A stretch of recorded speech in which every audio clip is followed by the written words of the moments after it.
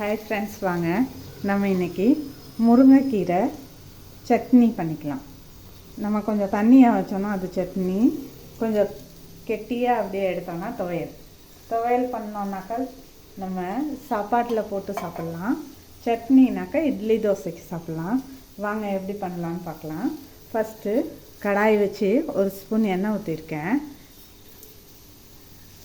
ஒரு ஸ்பூன் கருப்பு உளுந்து சேர்த்துருக்கேங்க. ஒரு ஸ்பூன் கடலைப்பருப்பு சேர்த்துருக்கேன். 3 பச்சை மிளகாய் எடுத்திருக்கேன்.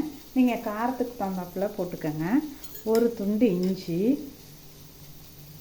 4 பல் பூண்டு.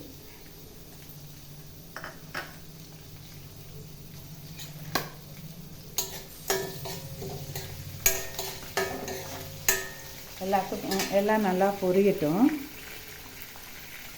கடலைப்பருப்பும் உளுந்தும் கொஞ்சம் இந்த அளவுக்கு கலந்து வந்ததும் எள்ளு பிடிக்கிறவங்க ஒரு ஸ்பூன் எள்ளு சேர்த்துக்கோங்க. எள்ளும் உடம்புக்கு நல்லது. இந்த மாதிரி துவையலாக பண்ணி சாப்பிடும்போது எதுவும் வேஸ்ட் ஆகாமல் அப்படியே உடம்புக்கு போகும்.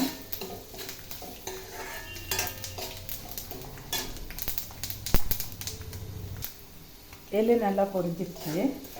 இப்போ இது கூட நம்ம நறுக்கி வச்சுருக்க ஒரு பெரிய வெங்காயம், சின்னதாக பார்த்து ஒரு சின்ன சைஸாக ஒரு பெரிய வெங்காயம் நறுக்கி வச்சுருக்கேன். ஏன்னா இங்கே எங்களுக்கு சின்ன வெங்காயம் கிடைக்காது. அதனால் சின்ன வெங்காயம் கிடச்சிச்சின்னா நீங்கள் ஊரில் இருக்கவங்கன்னாக்கா சின்ன வெங்காயம் சேர்த்துக்கோங்க. ஒரு 5-6 சின்ன வெங்காயம் சேர்த்துக்கிட்டிங்கன்னா நல்லது.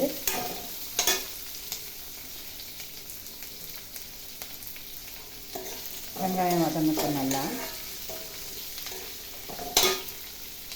இப்போ இது கூட ஒரு துண்டு தேங்காய் பொடியை நறுக்கி வச்சுருக்கேன், அதையும் சேர்த்துக்கலாம்.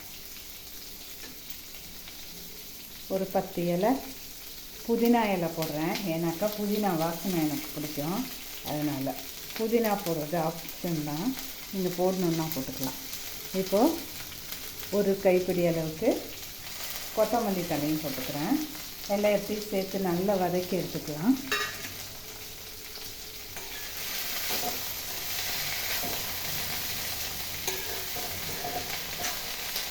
சீக்கிரம் வதங்கிடும்.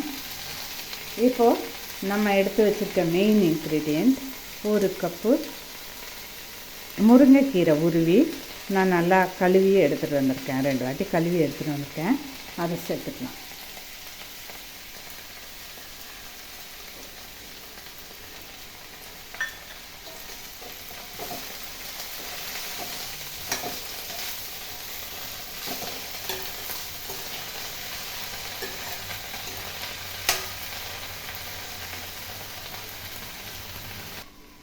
ஒரு 5 நிமிஷம் வதங்கினா போதுங்க, நல்லா வதங்கிடும். முருங்கைக்கீரை வெந்துடும். நான் இப்போ மாடி தோட்டத்துலேருந்து ஒரு கொத்து கருவேப்பிலை எடுத்துகிட்டு வந்திருக்கேன், அதையும் சேர்த்துக்கலாம்.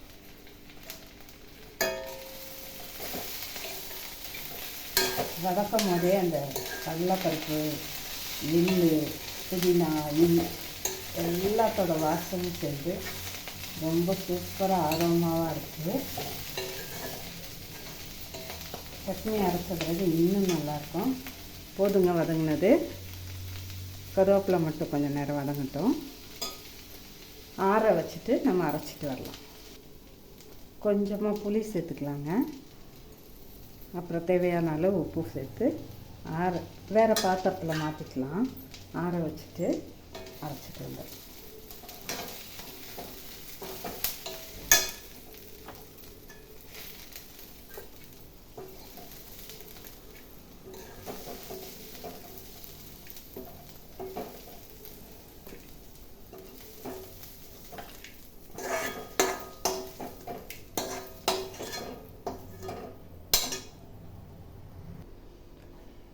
இதை பாருங்கள், முருங்கைக்கீரை துவையல் அரைச்சிட்டு வந்துட்டேன். கலர் பாருங்கள், டேஸ்ட்டு, வாசனை எல்லாமே அல்டிமேட்டாக இருக்குது.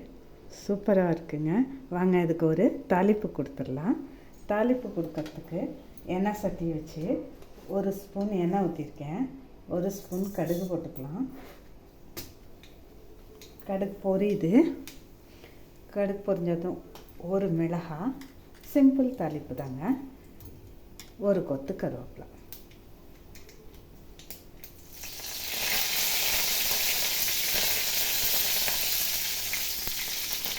அவ்வளோதாங்க. அடுப்பு ஆஃப் பண்ணிட்டு நம்ம சட்னியில் அதை எடுத்து கொட்டிக்கலாம். இப்போ நம்ம துவையில் அந்த தாளிப்பை கொட்டிக்கலாம்.